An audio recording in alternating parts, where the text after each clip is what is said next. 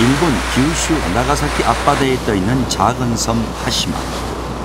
1974년 이후 무인도가 된 이 섬은 군함처럼 생겼다 하여 군함도로도 유명하다.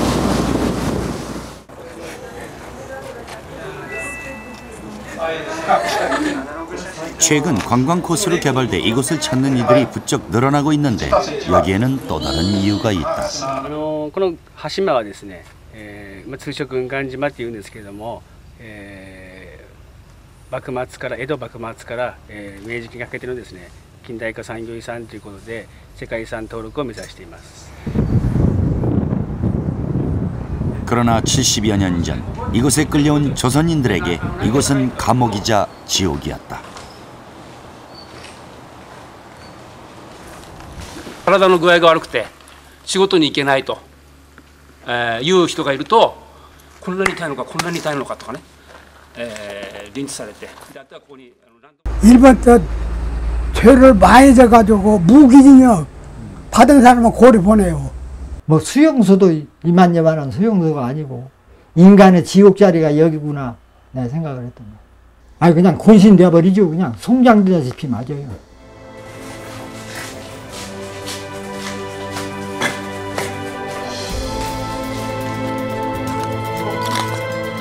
폐허가 된 건물 잔해 속에 끔찍한 비밀을 묻어둔 채 유령처럼 남아있는 섬 군함도. 대체 이 섬에서는 무슨 일이 있었던 것일까?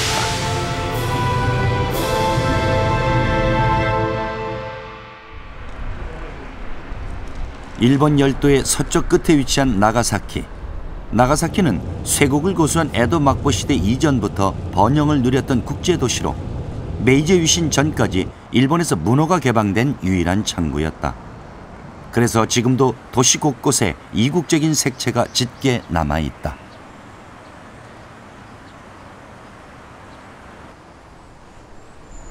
또한 나가사키는 세계적인 기업인 미쓰비시가 발전하고 도약한 곳이기도 하다. 지금도 나가사키 경제의 중심에는 일본 제1의 군함 건조 기술을 자랑하는 미쓰비시 중공업의 조선소가 있다. あそこでですね、日本で最も大きな軍艦戦艦大和が大和の兄弟艦ですね戦艦武蔵が作られました。三菱造船所を中心に三菱兵器製作所魚雷を作ったですね三菱兵器製作所三菱電機そして海の彼方はですね三菱が経営する高島炭鉱羽島炭鉱崎戸炭鉱ってねいうものがありました。 나가사키 항에서 가까운 인근 섬 다카시마와 군함도. 미쓰비시가 운영했던 이 탄광 섬들은 일본 최초의 근대적 탄광으로 알려져 있다. 그런데 지난해 말 일본에서 군함대에 관한 한 권의 소설이 발간돼 적지 않은 충격을 불러일으켰다. 조선인 강제동원 피해자들의 삶을 그린 한수산의 소설 군함도다. 한수산 작가가 書いた本はよく売れてますか？よくこちらの方で人気があってよく売れています。その理由はどこにあるんですか？やはり軍艦島昨年から解禁になりまして、その関係で写真集と一緒に小説の方も売れているという感じですね。 소설 속 강제동원 피해자들의 노예 노동과 차별, 인권 유린 상황은 그야말로 참혹했다. 날마다 해저 700m까지 내려가 어둠과 공포 속에서 이교대로 12시간씩 강제 노동에 시달려 했던 이들에게 이 섬은 지옥이나 마찬가지였다. 그런데 이것은 단순한 소설 속 허구가 아니었다. 작가 한수산 씨가 우연히 접한 조선인 강제동원 실태 보고서를 본 후 집요하게 추적한 결과였다. 이제 우연한 기회에 일본에 제가 4년을 체류하게 될 때 그때 어떤 혼책방에서 이제 피폭과 조선인이라고 하는 책을 하나 만나요. 그게 얇은 책이었어요. 아주. 그 굉장히 충격적이었어요. 소설의 모티브가 된 조선인 강제동원 실태 보고서를 펴낸 나가사키의 평화 자료관을 찾았다. 자료관 한쪽에는 군함도에 관한 다양한 자료가 전시돼 있었다. それは全国各地の炭鉱はみんな自国炭鉱ではあったと思いますよ。しかしここは小さな島で海の中の絶海の孤島ですから、そこでもう逃げようと思っても逃げることができない。そこで自国島と言ったんですね。 실물 크기의 갱 모형은 당시 열악한 작업 환경 속에 중노동에 시달려야 했던 조선인들의 피폐한 삶을 엿볼 수 있게 해준다. 本当に最短するのに非常にもう命がけで、しかもこう落盤があり得るでしょ。でしかも腹ばいで食事はもう貧しいというね。 지난 1995년 설립된 평화자료관은 시민단체인 나가사키 조선인의 인권 모임이 30년 동안 각고의 노력 끝에 이뤄낸 결실로 가해의 역사가 고스란히 재현돼 있다. 책장에 꽂힌 원폭과 조선인에는 지옥섬이라 불렸던 군함도에서 태평양 전쟁 시기에 벌어졌던 참혹한 일들이 세세히 기록되어 있었다.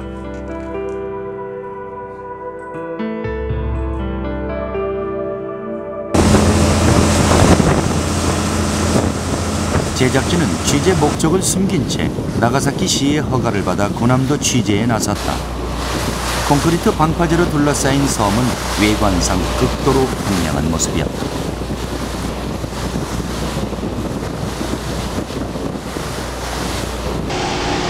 (1974년) 이후 무인도가 된 채 폐허로 남은 섬 군함도. 70여 년 전 이곳에서 벌어졌던 일을 취재하기 위해 군함도에서 태어나고 자란 카지 할아버지도 함께했다.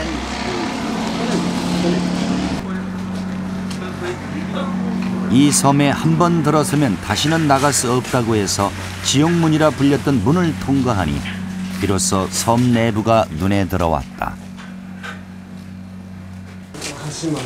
먼저 카지 할아버지는 자신이 일했던 공장으로 제작진을 안내했다. 仕上げ工場という工場の中で校内で使う機械を修理しておりました。それと他にも機械類がたくさんあるわけですね。そういうのを穴開けたり削ったり、そういう仕事もこの中でしております。 이제는 건물 뼈대만 덩그러니 남아있다. 지하 1100m의 해저 탄광으로 이어지는 수직갱터. 지금은 무너진 건물 잔해와 녹슨 고철덩이만 나뒹굴어 그 흔적조차 찾기 힘들지만 이곳은 한때 수많은 광부들과 석탄이 드나들었던 곳이다. 이곳을 통해 지하에서 끌어올려진 석탄은 현대식 운반 시설을 통해 옆에 있던 저탄장으로 옮겨졌다.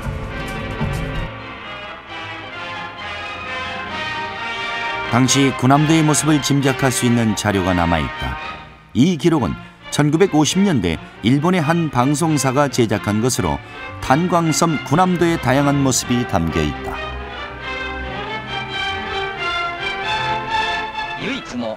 홍보를 위해서 만들어진 동영상이긴 하지만 좁고 어두운 갱 안에서 탄을 캐는 일본인 광부들의 모습에서도 막장의 힘겨운 삶을 확인할 수 있다.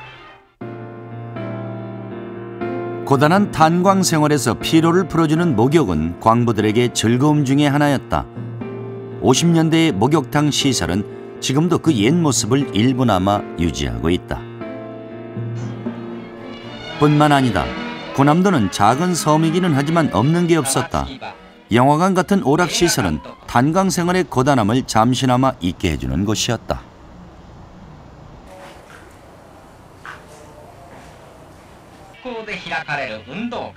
광부들을 유치하기 위해서는 가족들을 함께 데려와야 했고 아이들을 위한 학교도 있어야 했다.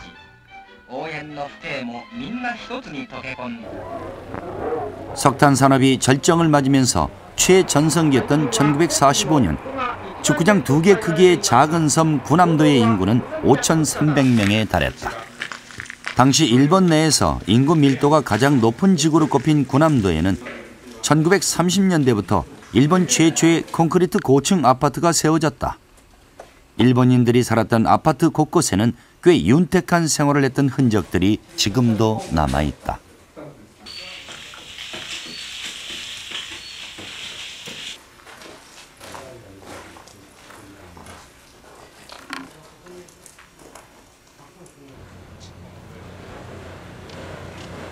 그러나 세계유산 등재를 추진하는 시 공무원들과 동행한 취재를 통해서 조선인 강제동원 피해자들의 흔적을 찾기는 어려웠다. 바다 한가운데 괴기스럽게 떠있는 군함도의 외양만 확인한 채 군함도를 떠나야 했다.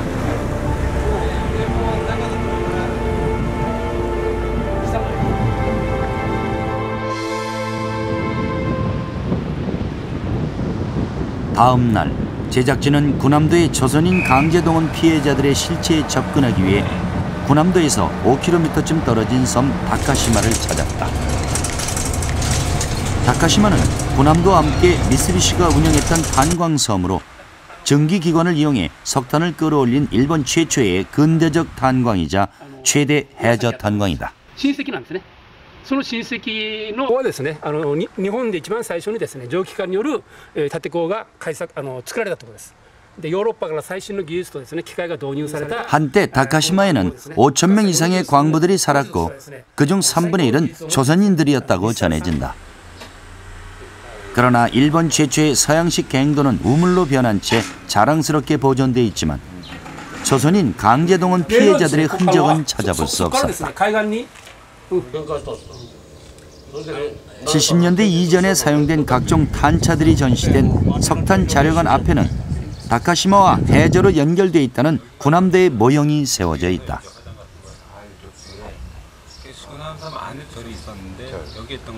지옥의ようなきつい労働で生活したがって人間が生きていけるところではないからそれで地獄島と言ったんですね。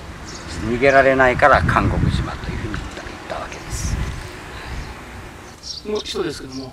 사실 군함도가 열악한 노동 조건과 잔인한 폭력으로 악명을 떨친 데는 역사적 유래가 있다. 昔明治時代炭鉱で働くっていうのはもう何か悪いことした罪人をですね炭鉱に連れてきて構内に入れて働かせておったのでまあ炭鉱は囚人が行くところだとみんながもうあそこは地獄の島だということで一般の人は近づかないような感じだったから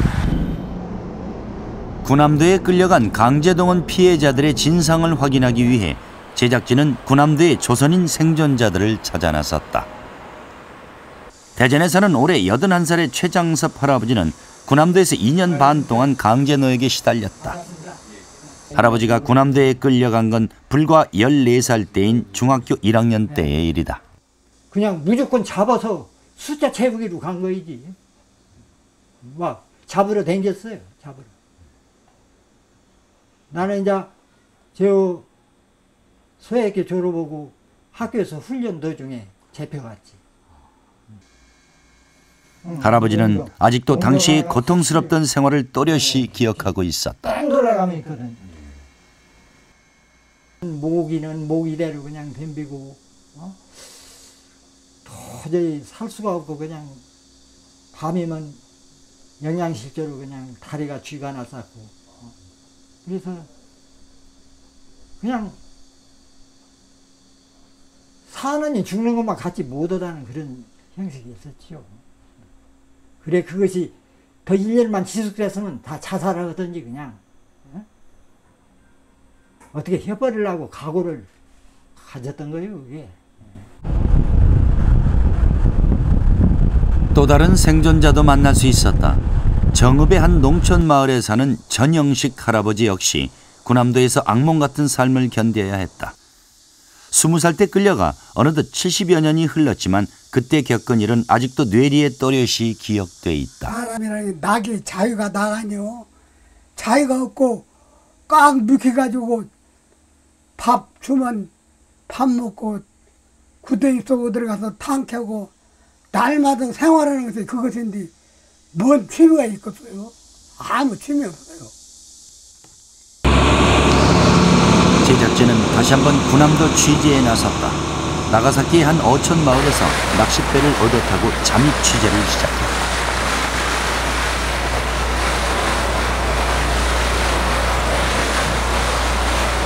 낚시꾼으로 가정해 겨우 2시간 반 동안만 섬에 머무를 수 있는 상황.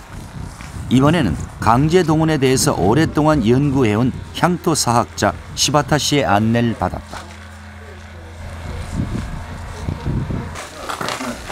먼저 찾아간 곳은 당시 조선인 노동자들이 지냈던 숙소.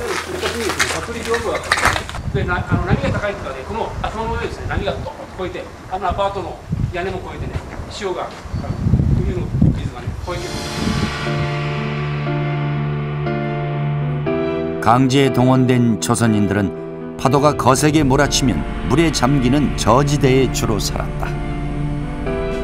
숙소마저 일본인들과 격리된 채 서로 다른 구역에서 지내야 했는데 9층짜리 콘크리트 아파트 중에서 빛도 잘 들지 않고 환기도 안 되는 반지하 1층이 조선인들 차지였다.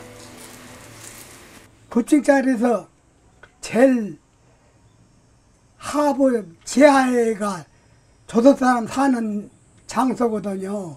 그러니까 거기는 햇빛도 안 들고 바람도 그렇게 많이 통하지 않고. 반지하에 있는 숙소는 비좁고 습기가 차 항상 악취가 진동했다. 게다가 숙소의 창문은 이중으로 돼 있었는데 당시에는 탈출을 막기 위해 쇠창살이 박혀 있었고 부근에는 10m 높이의 감시탑도 있었다.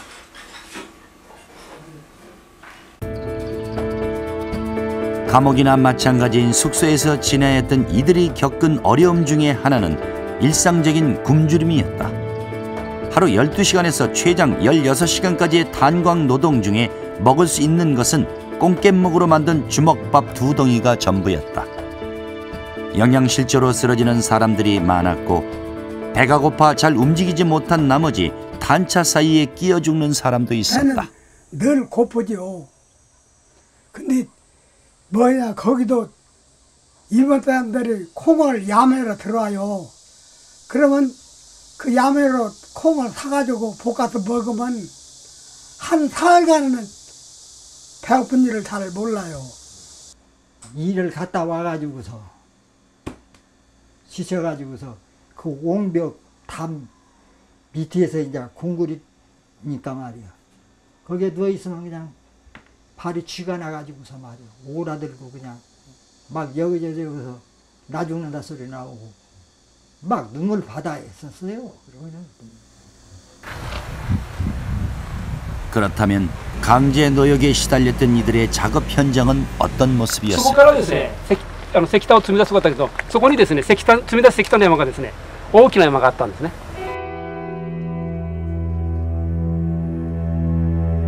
탄광섬 구남도는 석탄의 질이 좋기로 유명했다. 구남도와 인접한 다카시마 등에서 생산된 석탄은 한때 전국 출탄량의 10%를 차지할 정도로 전성기를 구가했다.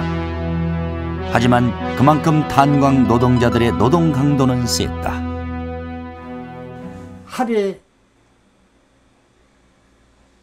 16시간 2교대 16시간.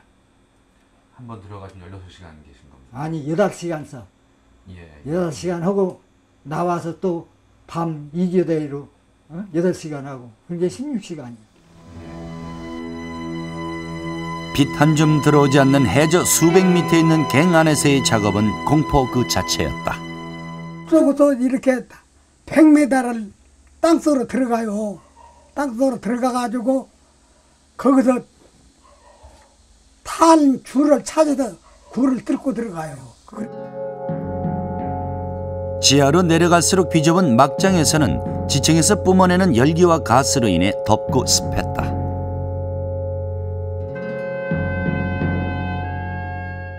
아이 옷이 필요가 없죠. 그것만 걸치고서는 거기서 준 거 걸치고서는 팬티만 하나 가지고 가면 되니까 그냥 딱 벗어져 끼고 팬티 하나만 차고서 작업을 하니까. 훈도시라는 거 맞죠? 예, 훈도시. 왜 훈도시만 입고 하시죠? 더우니까 땀으로 막 맥질을 하니까 땀을 주체를 할 수가 있어야 돼요. 군함도는 섬 둘레가 1.2km에 면적이 6만 3천 평방미터에 불과한 축구장 2개 정도 넓이의 작은 섬이다. 그런데 그 안에는 없는 게 없었고 이 모든 것은 사람이 아니라 석탄을 캐내기 위한 시설이었다. 제작진은 시 당국으로부터 입수한 탄광 단면들을 기초로 당시의 탄광 시설을 컴퓨터 그래픽으로 복원해봤다.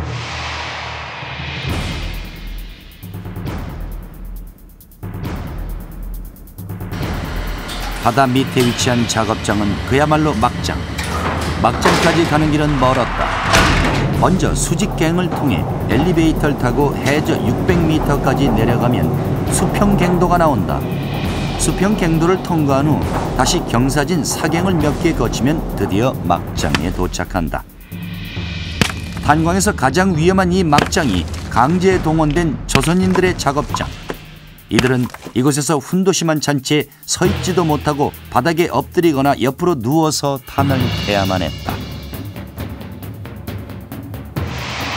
막장안 작업에서 무엇보다 위험한 것은 천장에 암석이 떨어져 내리는 낙반 사고. 한 달이면 대여섯 차례 사고가 발생했다.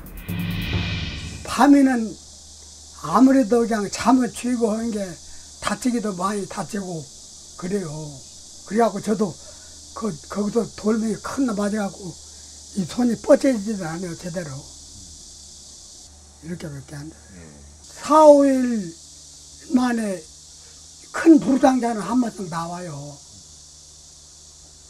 다리도 부러진 사람도 있고. 전라남도 사람 하나 죽었죠.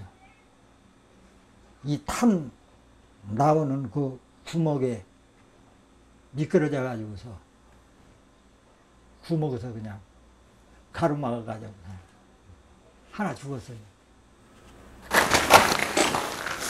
아프기라도 해서 일을 쉬겠다고 하면 끌려가서 무자비한 폭력에 시달려야 했다. こうやってですね、整列させられて、でここに木の板をねこう挟まれて、でここで座らされて、でここに石を乗せられてね、体痛くありません、仕事に行きますって言うまでね、殴られたり。 그 가와줄 그걸 그냥 말채마이를 맹글어 가지고 그놈 막 냅기 흐리면 막 살이 묻어나고 막 죽는 소리가 나고 그냥 옆으로 큰 소리 지르게 그냥 그렇게 때린다고요. 다시는 그런 일이 없도록 하기 위해서 일면을 이렇게 경고심을 줘가지고서. 굶주린 채 가혹한 노동에 시달리며 감옥이나 마찬가지인 숙소에서 지냈던 이들이 고향을 들이며 탈출을 시도하는 것은 어쩌면 당연한 일일까. 실제로 많은 조선인들이 죽음을 무릅쓰고 탈출을 시도했다. 하지만 헤엄쳐 도망가다가 바다에 빠져 죽기도 하고 도중에 붙잡혀 모진 고문을 당하기도 했다.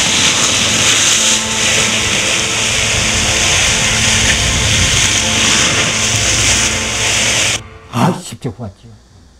목포 사람이, 목포 사람, 정읍 사람, 뗏목을 맹글어 가지고서 막 육지에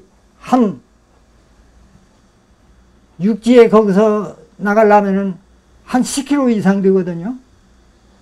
거기를 헤쳐 가다가 중간에 그냥 허부적거리고 잡혀온 사람이 있고 육지에 도착해 가지고서는 또 며칠 만에 잡혀와 가지고 가진 고문을 당하고 그냥. 이들의 비극적인 삶을 보여주는 단적인 예가 있다. 군함도에서 죽어간 조선인들의 화장 인허가 신청서에 기재된 사망 원인을 통해서 구타로 인해 사망한 당시의 정황을 짐작할 수 있다. 평화자료관 벽에는 군함도에서 사망한 조선인들의 사망자 명부가 붙어 있다. これは炭鉱の落盤等による圧死と思われますね。非常に多いと。日本人の死亡者も全部名簿があるわけですから、比較をすればその死亡原因について朝鮮人、中国人非常に悲惨な死に方をしているということが明らかなわけです。 그렇다면 이들 조선인 강제동원 피해자들은 언제, 어떻게, 그리고 왜 끌려갔을까? 발단이 된 건 1937년 중일 전쟁이었다. 일본의 침략으로 전쟁이 시작되자 일본 내 청년들은 모두 전쟁터로 동원됐다. 전쟁과 함께 군수 산업이 비약적으로 팽창하면서 에너지 자원과 군수품 생산을 위한 노동력 수요가 폭발적으로 증가했다. 전시 체제 하에서 부족한 노동력을 보충하기 위해 여자들이 동원돼 군수 공장에 배치됐다. 그리고 침략 전쟁이 점점 격렬해지면서 어린아이들까지 전쟁을 수행하기 위한 노역에 동원됐다. 모리야 교수는 30여 년간 방대한 양의 자료를 분석하고 검증해온 강제동원 분야의 전문가다.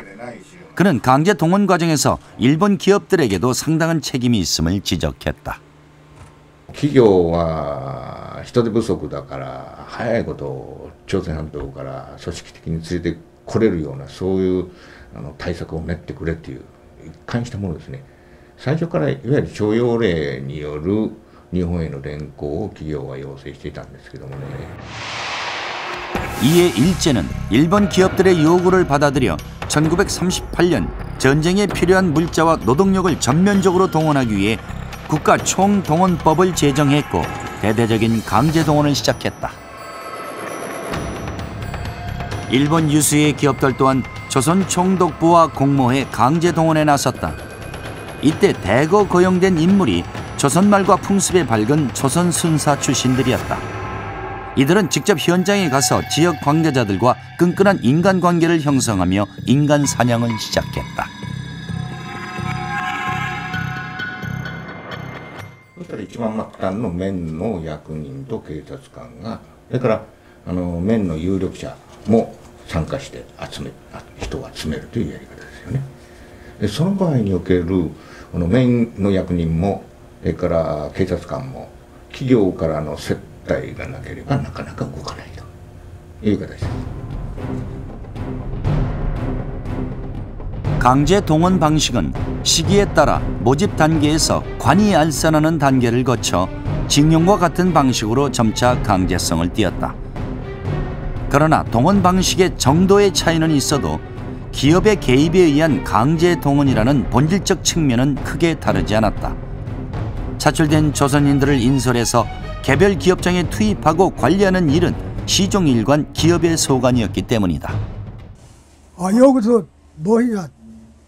어떻게 간정동으로 그냥 끌려서 가버렸어요. 내 탄광에 가면 죽는다 그래. 그래서 우리가 삼형제 있다 보니까 내가 끝에다 보니까 가라고. 그래 동네 사람들이 이렇게 회의를 해가지고서네. 그래서 우리 동네에서 3사람 왔었죠. 3사람 와가지고 뭐 2사람은 탄광에서 죽고. 1945년까지 강제 노역에 시달린 조선인은 수백만 명에 달할 것으로 추정된다. 하지만 일본 정부의 정확한 통계 자료가 있는 군인 군속과 달리 강제 동원된 노무 인력 규모를 추산하기는 쉽지 않다. 한국인 그 강제 동원 규모가 연 인원 해가지고 한 800만 명 정도로 추산을 하고 있습니다. 이거 연 인원이라면은 한 사람이 2번, 3번 이렇게 강제 동원된 숫자를 전부 다 포함한 겁니다. 그리고 이제 실제 국외 강제 동원된 숫자는 지금 7, 80만 명 정도로 지금 추산하고 있습니다. 각종 군수공장이나 탄광 등으로 끌려간 강제동원 피해자들이 가장 두려워하던 작업장이 바로 탄광이었다. 노동 강도가 센 데다 사망률이 높았기 때문이다. 그리고 그 탄광 중에서도 군함도는 지옥섬으로 악명을 떨쳤던 것인데, 그렇다면 이들 강제동원 피해자들을 착취했던 기업들은 과연 어떤 기업들일까? 군함도와 다카시마에서 탄광을 운영했던 미쓰비시 중공업은 현재도 일본 최대의 군수업체다. 내년에 발사할 예정인 우리나라의 아리랑 3호 위성 발사의 용역업체로도 선정돼 있는 상황. 이 미쓰비시를 창업한 인물이 가난한 하급 출신 가정에서 태어나 미쓰비시를 재벌로 키워낸 이와사키 야타로다. 그는 일본 근대화의 주역으로 국민적 영웅으로 추앙받는 사카모토 료마와 동양 출신으로 메이지 유신의 실세들과 친분을 쌓았고 료마가 33살의 나이로 요절한 후에는 그의 유지를 받들어 일본의 군국주의에 앞장섰던 인물이다. 료마와 야타로 등 일본 근대화의 주역들은 제국주의 시대 식민지 쟁탈전에 광분하던 서구 열강의 모습에서 일본의 발전 모델을 찾았다. 坂本龍馬のですね後を坂本龍馬の意思とねその後を継いだのは岩崎弥太郎に他なりません。岩崎弥太郎がやったのは日本をね長崎に造船所を作り炭鉱を作りその炭鉱には多くの朝鮮人を強制連行してですね働かせて大財閥となってそして日本のですね、朝鮮侵略中国侵略そして、第二次世界大戦というねこの戦争の道を、推し進めた 미쓰비시는 정부의 강력한 지원 속에 사세를 확장해갔고 특히 중일전쟁과 태평양 전쟁 기간 중 군수산업으로 급팽창하며 일본 군국주의의 상징이 됐다. 진주만을 기습한 제로센 비행기며 무사시 전함들이 미쓰비시에서 만들어졌다.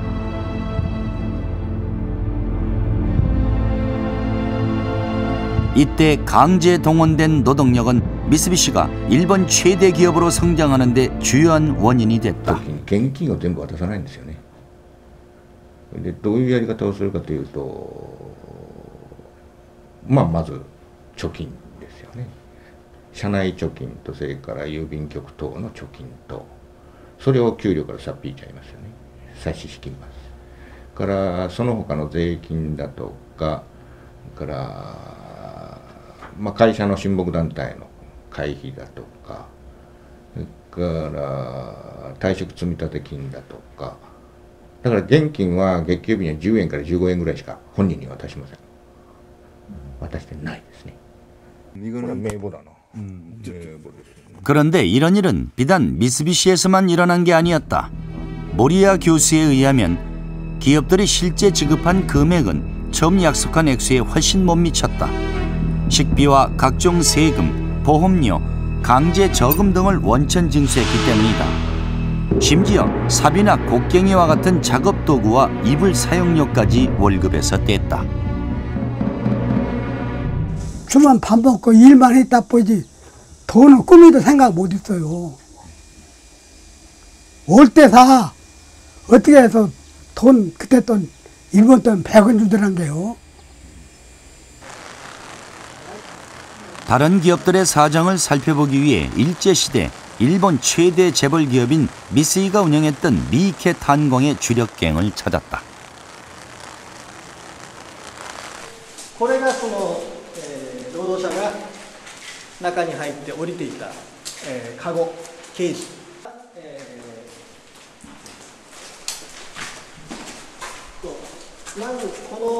광부들이 지하로 내려갈 때 탔던 탄차 위에 장착된 쇠밧줄이 천장에 연결돼 광부들을 싣고 오르내렸다고 한다. 2층에는 권양기 시설도 남아 있었다. 권양기는 원통형의 드럼에 쇠밧줄을 감고 도르래를 돌리는 기계로 갱도 안팎으로 석탄이나 광부들을 운반하는 데 사용됐다. 강제 동원된 조선인들도 권양기에 연결된 탄차를 타고서 지하 막장으로 내려갔을 것이다. 1951년 갱구를 닫은 만다갱은 지난 2000년 국가 중요 문화재로 지정돼 관광객들의 발길이 끊이지 않고 있다. 그러나 탄광터 어디에서도 강제 동원된 조선인들의 흔적은 찾아볼 수 없는 상황.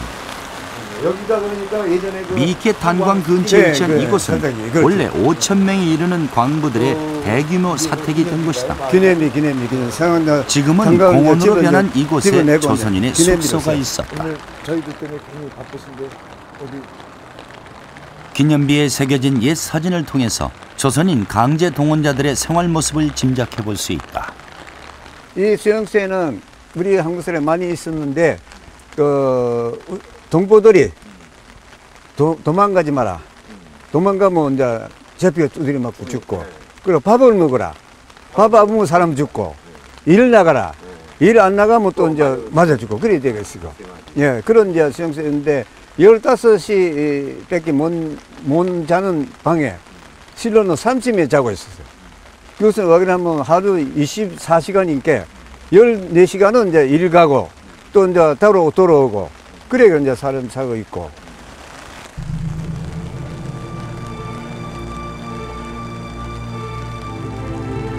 마와타리 사태 기념비에는 당시 조선인들의 숙소 사진과 함께 망향의 한이 서린 낙서 사진이 박혀 있다. 이 낙서의 주인공들은 그들의 고향으로 무사히 돌아갔을까?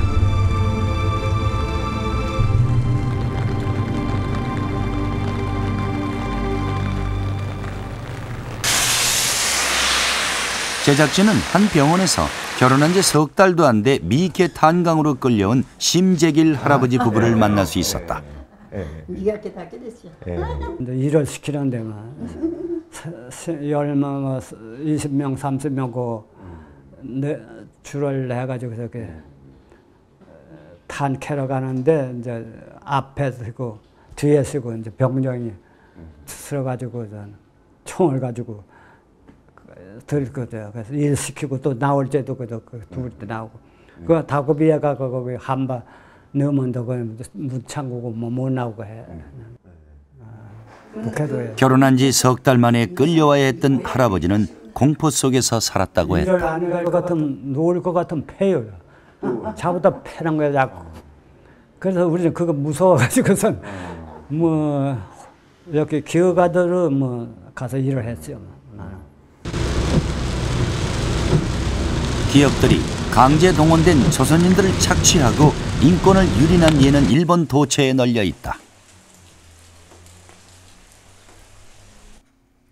강제 동원 문제를 집요하게 파고들어 다수의 문제작을 낸 르포 작가 하야시 에이다이. 그는 일본인의 한 사람으로서 가해의 역사를 정직하게 기록하는 게 사명이라고 믿는 사람이다.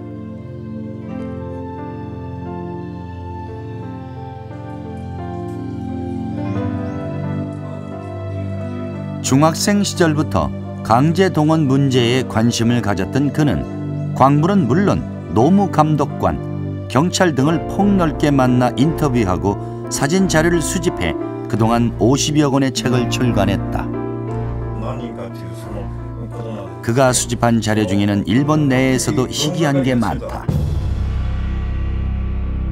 기업의 노무 담당자가 작성한 노무월보도 그 중에 하나. 이 자료는 강제 동원자들의 상당수가 혹독한 강제 노동을 피해 탈주했음을 보여주고 있다. 기업의 자료뿐만이 아니다. 후쿠오카 현 경찰이 작성한 자료에도 당시의 도망자 현황이 잘 드러나 있다. 아소 탄광과 미쓰비시 등 각 기업에 동원된 이들 중 절반 이상이 도주했다. 강제 동원자들의 도주는 생존을 위한 것이기도 했지만 한편으로는 일제에 대한 소극적 저항이기도 했다.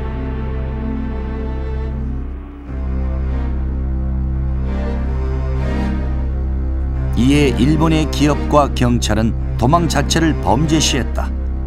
노무자 사진 명부를 작성해 용모는 물론 태도와 지능, 성질, 그리고 사상 경향까지 세세히 기록하고 감시하는가 하면 도망자에 대해서는 전국의 지명수배 전단을 배포했다.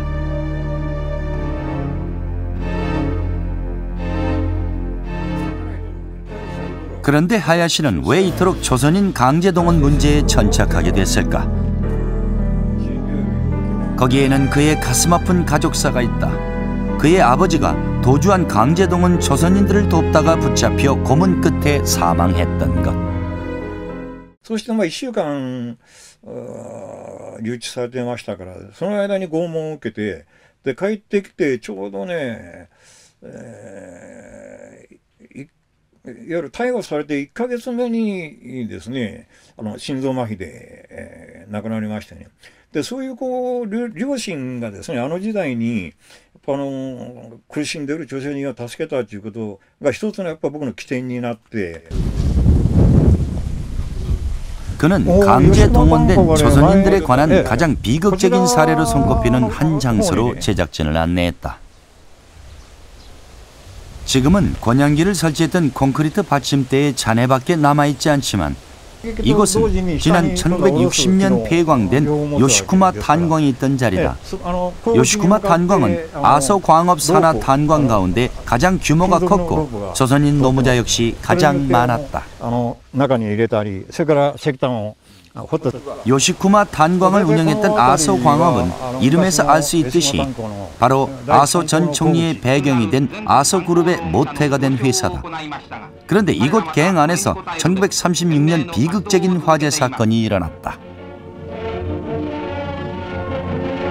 火災が発生したということが分かってですね、その炭鉱幹部はですね、この火を消すためにはどうするかをなんか協議したらしいんですよね。しかしその中でこの下にですね、朝鮮人が働いているということが分かったらですね、炭鉱側としてはですね、いわゆる石炭を優先するのか、働いている候補を優先するかで非常に意見が分かれたらしいんですけども、最終的にそこの途中を粘土とかレンガでですね、空気を遮断して中の火災を事故を火を消そうとしたわけですね。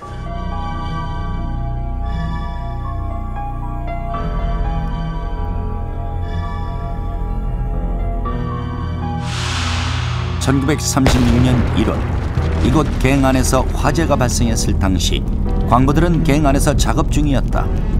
탄광 측은 화재가 커질 수 있다는 이유로 미처 피하지 못한 광부들을 구출하는 대신 입구를 갱목으로 막고 틈새를 점토로 바르는 만행을 저질렀다. 화재가 진압된 후 채 피신하지 못한 29명이 비참한 모습의 죽음으로 발견됐는데 그중 25명이 조선인이었다.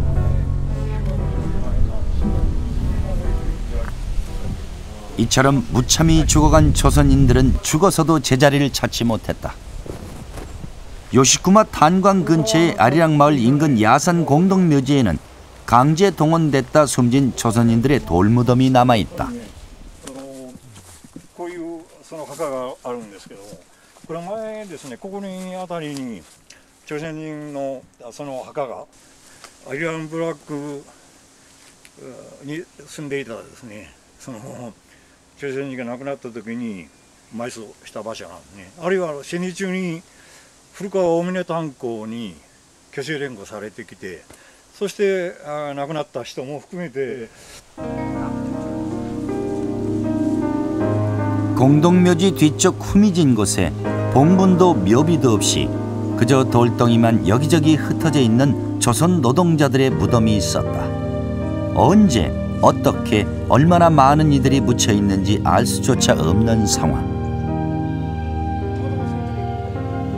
매장의 표시로 돌 하나만을 놓아둔 무덤들은 차마 무덤이라 부르기도 민망할 정도였는데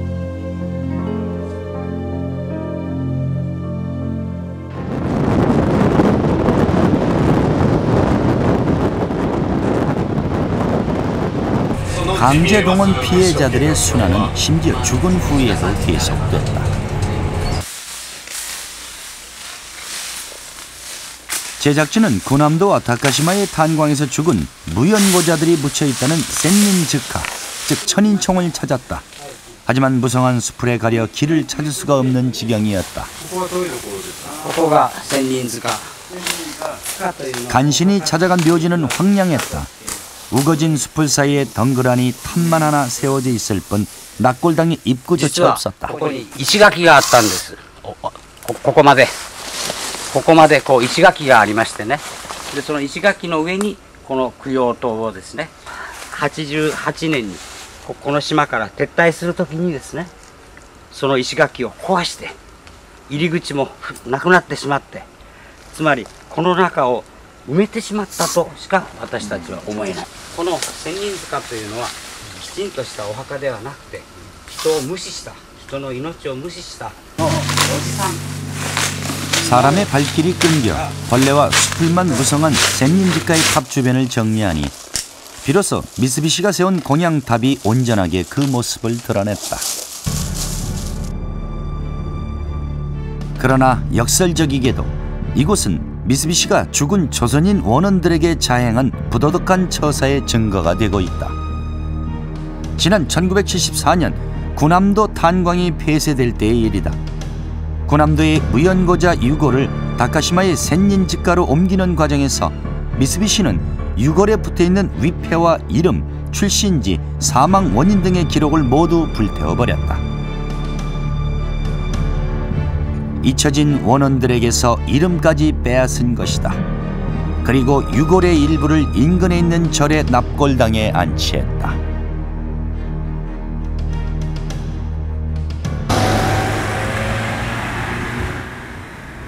군함도와 다카시마의 무연고자들 유골의 일부가 모셔진 긴쇼사. 高島無縁仏骨者、仏骨者というのは亡くなられた人という意味です。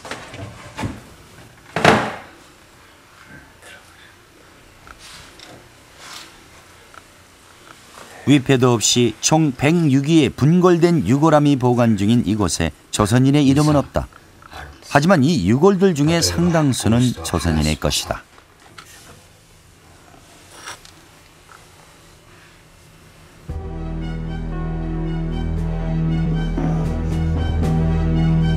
강제 동원의 대상자가 남자에 국한된 것은 아니다. 미쓰비시와 같은 기업들은 어린 소녀들까지도 강제 동원했다. 양금덕 할머니가 일본으로 끌려간 것은 1944년 태평양 전쟁이 막바지로 치닫던 때였다. 교장 선생이 우리 교실로 와가지고 문의를 하대요. 이만저만하고 김병 선생 말대로 일본을 따라가면 첫째 중학교 보내주고 밥도 좋은 밥도 주고 옷도 좋은 놈 주고 올 때는 집안째 논 사고 밭 사고 올 돈을 줄게. 가면 어떠냐고. 당시 초등학교 6학년에 재학 중이었던 할머니는 중학교에 진학할 수 있다는 말에 속아 일본행을 선택했다.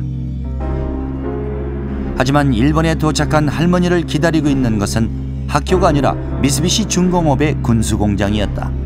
그곳에서 군용 정찰기의 부속품을 만드는 것이 일. 일본 사람들은 밥을 겁나게 좋은 쌀밥 주고 우리들은 왜 나이성이 있다라고 내성일체라고 다 똑같이 해준다고 해놓고도 우리는 동물 취급을 하고 지금도 그것이 이해가 안 가요. 그때부터 일제가 패망할 때까지 할머니는 굶주림과 차별 속에 하루 평균 9시간씩 혹독한 강제 노동에 시달려야 했다.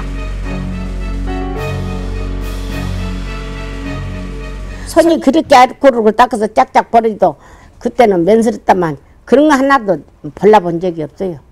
지진이 다쳐서 새가 옆구리 들어갔고 근육이 열어야만 그때 된장 식당에 가서 된장 족과 들어갔고 된장으로 간 붙여갖고 석 달 만에 나섰어요. 열흘 일하고 겨우 하루 쉴 수 있을 정도로 가혹한 노동에 시달렸지만 약속했던 월급은 나오지 않았다.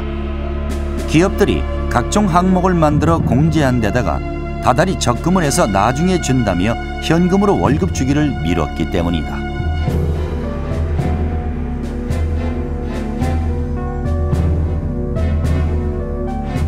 왜 우리 돈을 안 주고 객기고 그다사이 월급을 돌아간게 너희들 저금 다 해놓게 걱정 말고 그 쓸 것만 이름 적어놓고 가자. 그러면 이 저금이랑 찾아놓은 놈 보험이랑 찾아놓은 다 찾아서 싹 보낸다고 hon게 그 일본 사람은 거짓말 안 하는 사람이라 검은 것도 있다고 뭐 흰죽만 알았죠. 그것을 알았겠어요. 지난 6월 23일 도쿄 미쓰비시 본사 앞에서는 65년 전 미지급된 임금을 되돌려달라는 한일 양국 시민단체들의 삼보 일배가 시작됐다.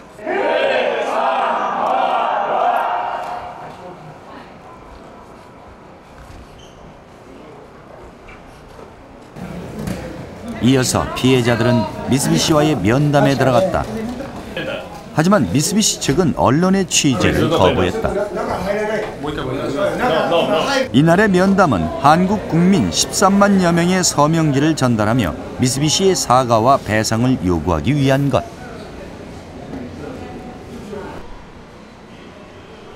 그동안 미쓰비시는 과거사를 인정하지 않고 책임을 회피해왔다.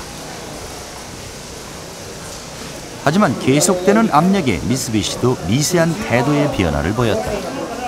やはり速やかに今日の署名を受け止めて協議を進めるというふうに言ったことです。今まではそれは言ってません。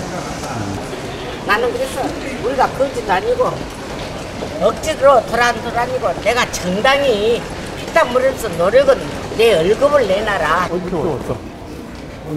이런 결과를 끌어낸 데에는 일본 시민단체의 지원이 큰 힘이 됐다. 지난 86년부터 근로정신대 문제를 파헤치고 10여 년 넘게 재판을 지원한 시민단체의 노력이 변화를 이끌어낸 것이다.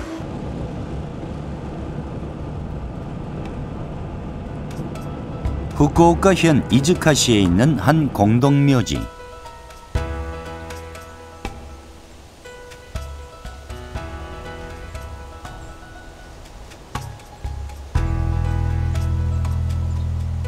이곳 묘원 한쪽에는 좀 특별한 공간이 있다. 바로 무궁화당이라고 불리는 묘원이 바로 그곳. 비가 내리는 가운데에도 참배객들은 추도식 준비에 여념이 없었는데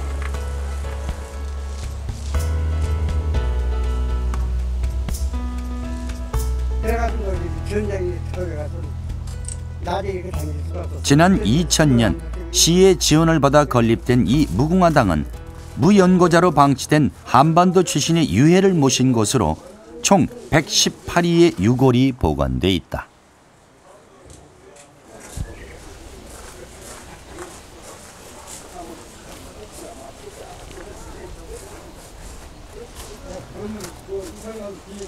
추도식이 열리고 한일 양국의 시민들이 차례로 헌화를 했다. 뒤늦게나마 이곳이 만들어진 건 강제동원 피해자였던 고 배래선 씨와 깨어있는 시민들이 10여 년 동안 유골 수습 운동을 벌인 결과였다. 今までの国のその政府が自民党という政府で、やはり過去の歴史っていうのを見つめてこなかった政権でしたから、積極的に取り組もうとしなかったと思います。ですから今度政権変わりまして、なかなかすぐにはいかないと思うけど、少しずつ変わっていくんじゃないか。もう一遍歴史認識をきちっとしていこうじゃないかということを訴えていきたい。 추도식에 참여했던 공재수 할아버지의 표정에 만감이 교차한다. 그는 아소 탄광에서 3년 동안 강제 노역에 시달렸던 피해자다. 납골당 주위에는 한일 간의 역사를 소개한 회랑이 만들어져 있는데 이곳을 둘러보던 할아버지가 과거의 고통에 목소리를 높였다. 나는 고향에 부모님도 계시고 내 조국도 있고 그런데 가고 싶은 마음이 얼마나 많겠어요. 고향이 그립고 부모 형제가. 그런데 나중에 개추알이 2번 가고 매 맞고 또 배고픔에 치닫다 보니까 다 잊어버리시는 거예요. 그냥 다 귀찮아요. 다 세상을 포기했다고 내야 돼.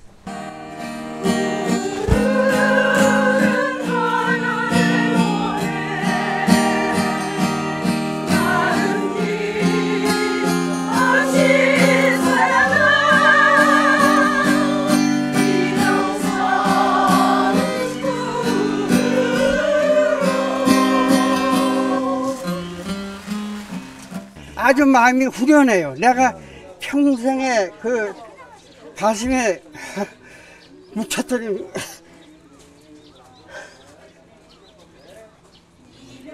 그 마음이 100% 다 풀지 못하고 그저 세상을 돌아갔습니다. 그래도 이렇게 여기 와서 참 많이 이렇게 관심을 써주시고 너무나 참 아주 속이 후련해.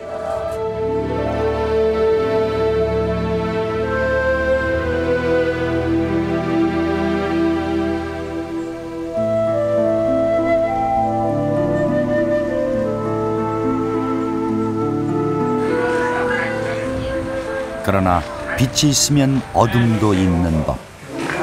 군함도 전시관에는 정작 그 섬에서 억울하고 한 맺힌 삶과 죽음을 맞았던 강제동원 피해자들에 관한 자료는 있고 그렇죠. 오히려 군함도에서 일어난 참혹한 과거는 지운 채 관광 자원으로 삼기 위해 군함도를 나가사키와 후쿠오카 일대 탄광들과 함께 유네스코 세계문화유산으로 등재하려 애쓰고 있는 현실을 목도할 수 있다.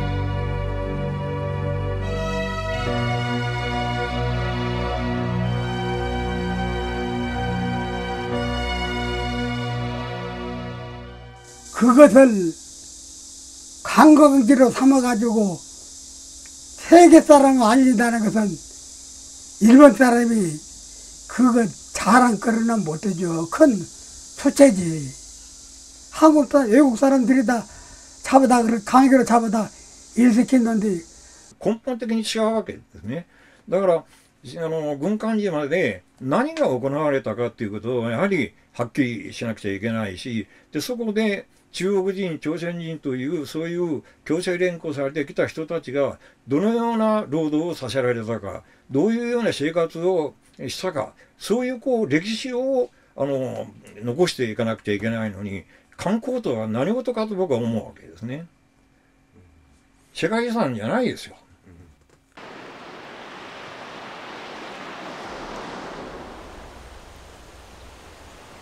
나가사키의 해안가에는 아주 작고 초라한 묘역이 하나 있다. 조그만 비석과 보잘것없는 제단이 있는 이곳은 군함도에서 헤엄쳐 탈출하다가 죽은 이들의 넋을 위로하는 자리다. 한국에서 온 참배객들은 군함도의 역사와 그곳에 살았던 사람들의 삶과 죽음을 기억하며 조촐한 추도식을 가졌다. 해방 65년, 죽어서도 제자리를 찾지 못하고 있는 원원들을 위해 우리는 과연 무엇을 할 것인가?